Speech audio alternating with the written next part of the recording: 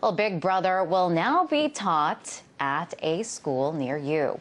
Across the country, schools are finding ways to track and monitor students inside and outside the classroom. The techniques range from chips embedded in school ID cards to GPS systems installed in computers, tracking students' every move, to actual surveillance cameras. And it's happening in Texas. These are the IDs students are required to carry that have tracking trips built right into them, so teachers know where their students are at all times. Well, schools say the measures will help make kids safer, but is it just going too far? To discuss this, I'm joined now by RT web producer Andrew Blake, who just covered this story extensively on our website. Hi, Andrew. Hey, Liz. Good to have you here. My pleasure. So tell us more about these microchips. Yeah, RFID, radio frequency identification chips, and they're used pretty regularly. I mean, I have one in my pocket right now, and if you have a New York State license. Yeah. Well, take a look I mean, it? I don't really want to take out my driver's license and hold it in front of the camera. All right, that's understandable. But we do have one in there, and I use it because I was born in New York State. I used to cross into the Canadian border all the time. I have an RFID chip in mine, just so that when I cross over, they know who I am, and they can go and they can scan it, and they can instantly pull up my file. You know, think of like a QR code that you see out on the street somewhere. And same concept in schools. You want to be able to chronicle as much data as you can about someone to justify some sort of good. At least that's what they're doing it for. In the case of Texas, we have a school district there where 2 schools so far this year have forced the students to wear these badges that have the cards inside of them, and they're using it as means of tracking the students so that they can try to cut down on the rampant truancy that's happening right there. Because in a lot of school districts, if you're not having kids showing up, the states aren't going to pay for the schools. The states are going to stop funding them. And this, I believe it's North Side District in Texas, includes San Antonia, I believe.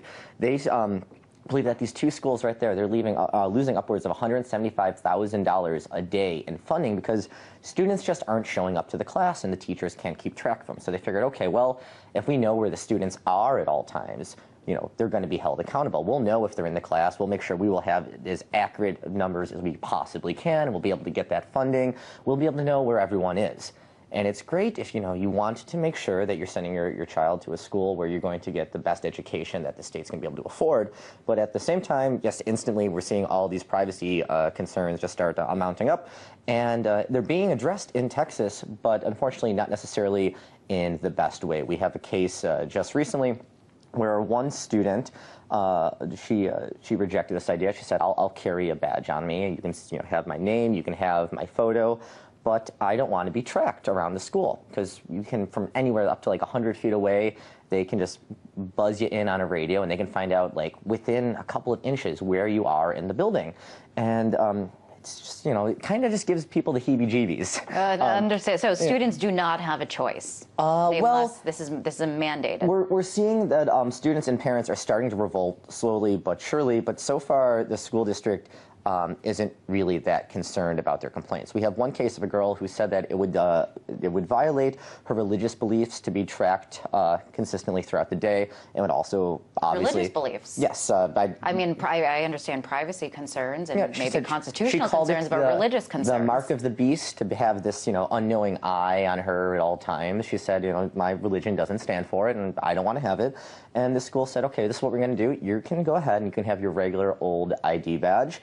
But we're going to start implementing this all the way through, and there are going to be repercussions. And some students are already seeing that. If they don't have their RFID chips, they're being told that they can't check out library books. They can't pay for their lunches in the cafeteria. They can't go into certain classrooms. And we had one case in Texas where someone was told that they couldn't vote for homecoming king and queen because they didn't have their card on them. So I don't want to say that it's, now they're taking away the right to vote, because this is just a high school, obviously. Right. But it is slippery slope, those obviously. days, things like that are important, right? Maybe to you. I don't know. Not really. Yeah.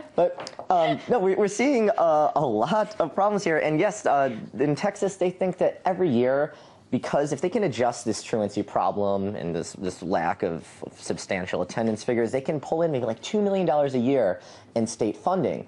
But meanwhile, they got 6,000 students, and they know where they are at all times, all the time.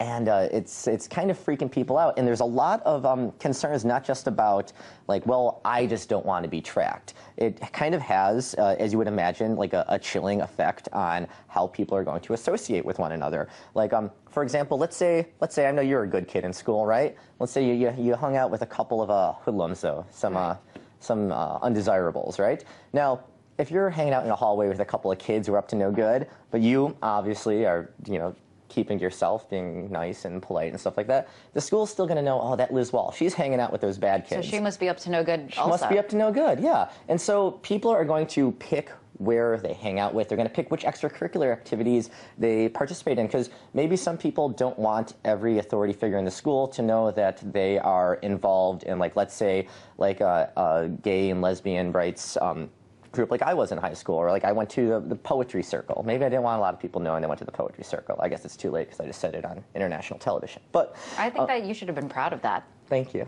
I appreciate it. But a lot of people, though, have their concerns. They don't want everyone to know where they are, and they're worried that it's going to come back down on them, and they're going to be ridiculed. And we're already seeing they're being disqualified from participating in school-wide votes. They're being disqualified from picking up their lunches and being told that, no, you come back when you can prove who you are with a computer chip. And it has a lot of people uncomfortable. All right, right now, so as far as I know, this is only in Texas, right? There's a couple of cases of it happening in Texas. There are actually a few companies who market these devices for schools and other institutes all over the world. But the case that we're seeing right now is in this one school board in Texas, and it's being tried out in 2 schools, one elementary school, one high school, impacting roughly around 6,000 people. But right now, it is just a pilot program. And right. Is this just the guinea pig? In other words, could we foresee this happening across the country and other school systems? If this takes off, they're expecting within like a couple of years to have it advance in Texas and impact around 100,000 students in 122 different schools. And of course, like I said, it's going to be a slippery slope. If we see it working here, it's going to work somewhere else. You got a chip in your ID card. Well, what happens next? It's a very good question. You're somewhere else. There's actually, I saw someone saying online that it just prepares students for the real world, where they enter adulthood and they are constantly monitored. It's not the real world I went to school in. Yeah, times are changing, Liz. Times are changing. That much is true. Andrew, pleasure as always. And also check out Andrew's stories on our website, rt.com/USA. rt.com/USA. That was RT Web producer Andrew Blake.